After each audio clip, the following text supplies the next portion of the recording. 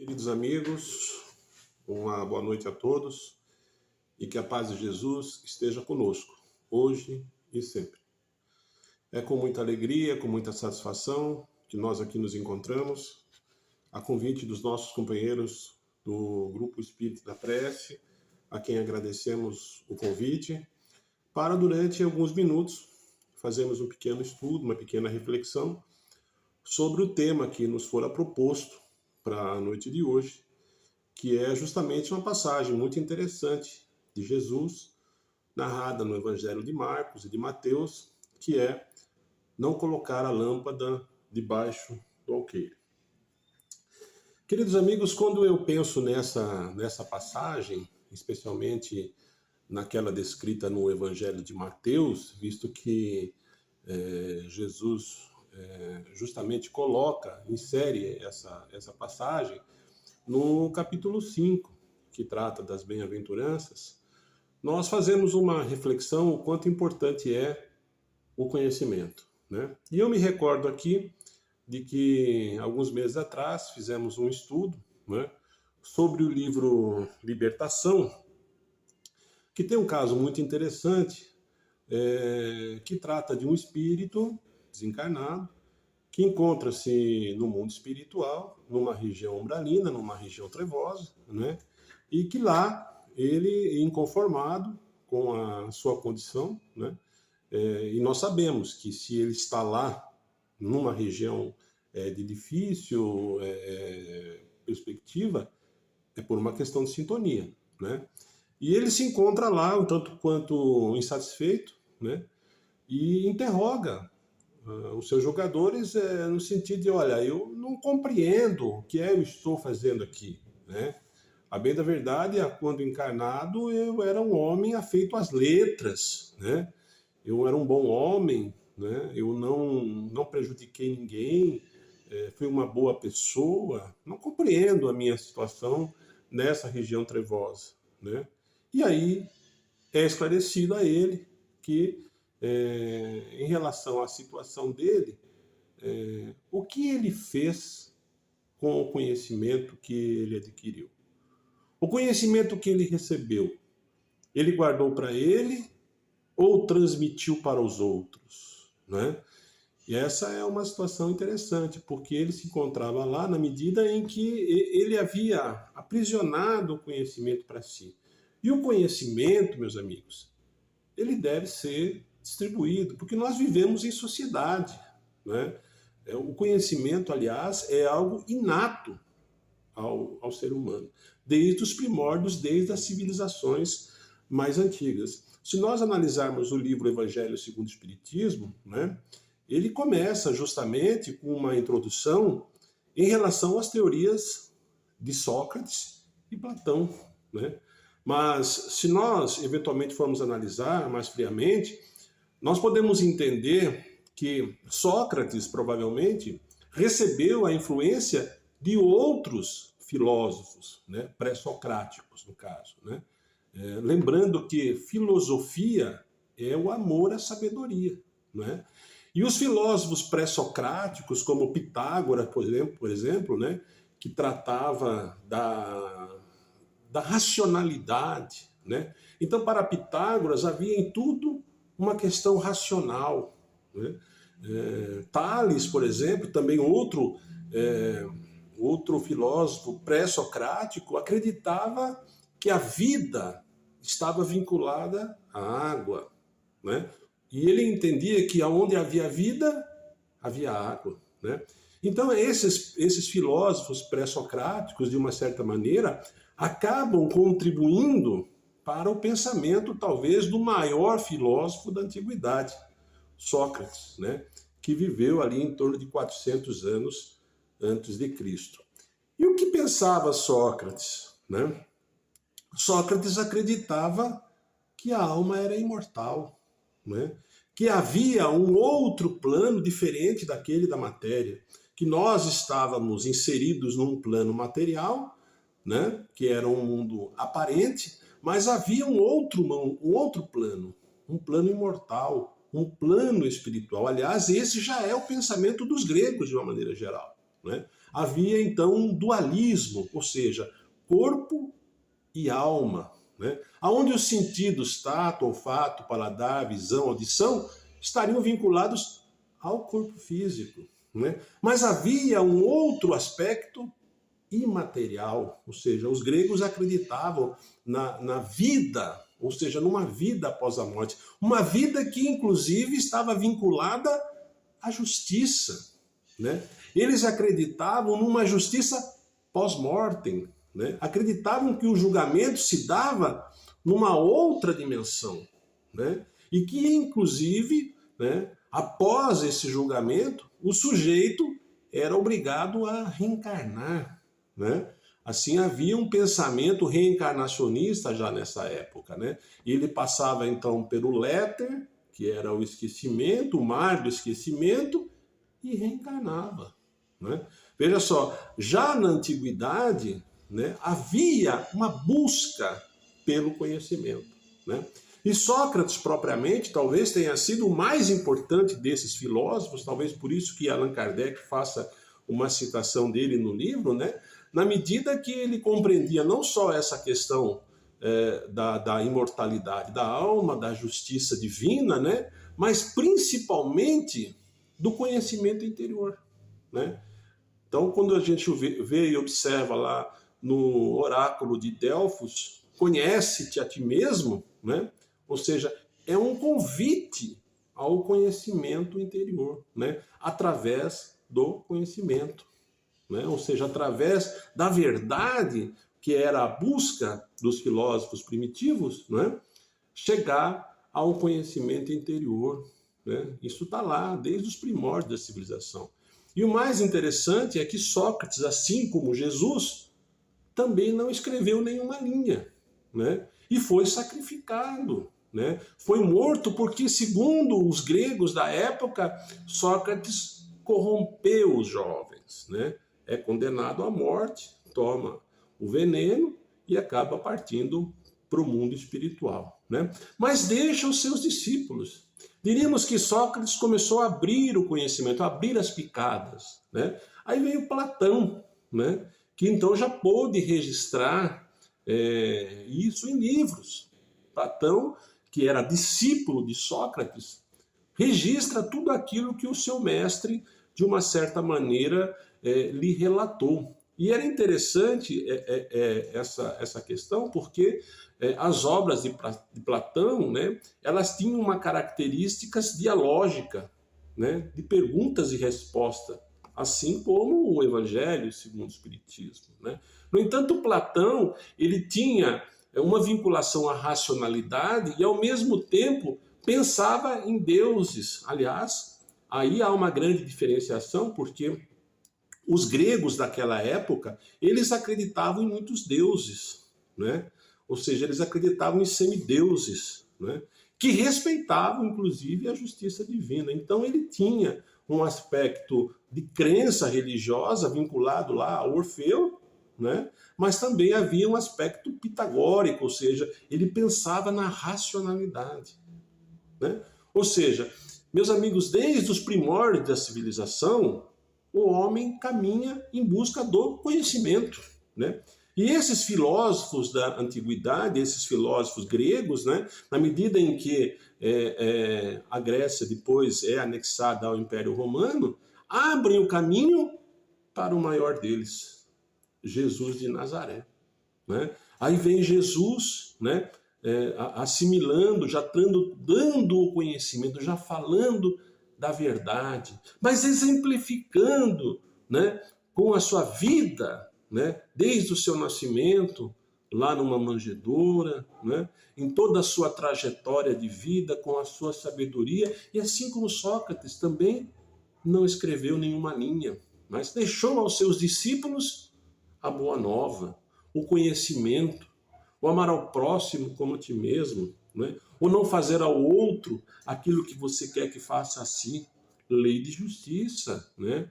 Ou dar a César o que é de César, né? Ou seja, Jesus vem consolidar o pensamento anterior através da verdade, né? Eu sou o caminho, a verdade e a vida, ninguém vem ao Pai sob mim, né? Ou seja, Jesus veio consolidar o ensinamento naquele momento. Mas, de uma certa maneira, nós compreendemos que o homem daquela época, há 2000 anos atrás, ele não estava em condições de compreender aquele ensinamento, né? É por isso, então, meus amigos, que muitas vezes ele fala em parábolas, né? Como essa, não coloque a lâmpada debaixo do alqueire, né? Ou outras tantas, mais de 40 parábolas, né, na Boa Nova, no sentido de divulgar o conhecimento, né? E isso acontece na medida em que ele deixa um grande legado, né? E como ele não poderia, naquela época, dizer tudo, ele adverte, está lá no Evangelho de João, né? Eu rogarei ao Pai que lhes enviará um outro Consolador, né? O Consolador prometido, né? Que acontece 18 séculos depois, né? Através da figura da doutrina dos Espíritos, né? Mas essa doutrina, ela chega, meus amigos, também de uma certa maneira, depois de um percurso muito grande no decorrer dos séculos, né? Houveram outros filósofos que contribuíram, ou seja, que foram tratando desse conhecimento para que quando chegássemos no momento oportuno, tivéssemos a oportunidade, então, de identificar e reconhecer aquela que seria a terceira revelação, né? Outros filósofos já ligados, inclusive, ao cristianismo, né, como Santo Agostinho, né, que já tinha, então, uma ideia de uma fé, né, que já tinha a ideia de uma fé raciocinada, vamos dizer assim, mas que também já tinha uma ideia de livre-arbítrio, né? Santo Agostinho pensava que o homem só poderia ser julgado se ele tivesse o livre-arbítrio, né? Os gregos daquela época já pensavam tanto quanto diferente, eles acreditavam que após a reencarnação eles já estavam pré-determinados na sua existência. Mas Santo Agostinho não, já começa a desenvolver uma outra linha de pensamento, não é? Depois Tomás de Aquino, enfim, o Espiritismo vem depois de uma série de outros, vamos dizer assim, de outros filósofos que contribuíram para que ele pudesse chegar no momento oportuno, lá no final, né, do século XIX. Né? Aí, então, o mundo espiritual se reorganiza, né? Se nós vemos isso no livro A Caminho da Luz, né? Porque houve toda uma preparação do mundo espiritual, vários daqueles discípulos de Jesus, vários daqueles envolvidos na revelação acabam reencarnando para facilitar o trabalho de Allan Kardec, né? E o que vem dizer Kardec? Basicamente, né, reescrever aquilo que Jesus há 2000 anos havia dito. Ou seja, Kardec, a bem da verdade, ele veio interrogando também no sistema dialógico, né, os espíritos, né, no sentido de compreender e esclarecer aquela nova verdade que não era possível ser detalhada 2000 anos antes, né? Aí ele já vem falar da imortalidade da alma, da reencarnação. Quando nós pegamos, por exemplo, uma passagem daquela de Nicodemos, né, em que Jesus afirma que não é possível nascer de novo, aliás, é preciso nascer de novo, e que o que vem da água é da água, o que vem do Espírito é do Espírito, nós percebemos que aí ele já está vinculando aquele pensamento antigo de Tales, né? A água é vida, né? Ou seja, Kardec, através desses espíritos superiores, vem nos esclarecer, né? Vem trazer essa terceira revelação, né? E esse, meus amigos, é o conhecimento, né? E Emmanuel, em uma de suas passagens, relata que a maior caridade que nós podemos fazer para o Espiritismo é a sua divulgação, não é? Ou seja, o livro dos Espíritos é a divulgação para nós, enquanto espíritas, da terceira revelação, não é? Mas ele traz um questionamento muito importante em relação à nossa evolução interior. Ou seja, o conhecimento serve para a nossa melhora interior. Aliás, pergunta 919 do Livro dos Espíritos, né? Ou seja, que é o próprio Santo Agostinho quem responde. A nossa transformação interior, né? Como o conhecimento pode afetar a nossa transformação, como o conhecimento pode modificar a nossa maneira de viver. Então venho com o Espiritismo nesse conjunto, né? Nessa trilogia entre ciência, entre religião e entre filosofia, entre doutrina, né? Ou seja, nos dar o conhecimento da verdade.